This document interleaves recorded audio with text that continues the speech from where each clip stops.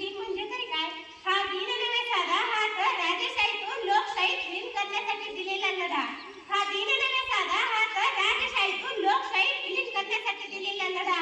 संघर्षाच्या संग्रामी वीरांचा, संभ्रमाचा, अभिमानाचा विजय उत्सव आहे. अयोग्य राज्यव्यवस्थेला संकारून प्रतिकारात्मक लढ्यातून पदापर्णाचा सुवर्ण संग्राम दिन म्हणजे मराठवाडा मुक्ती संग्राम. कधी संपेल माझा अन्याय,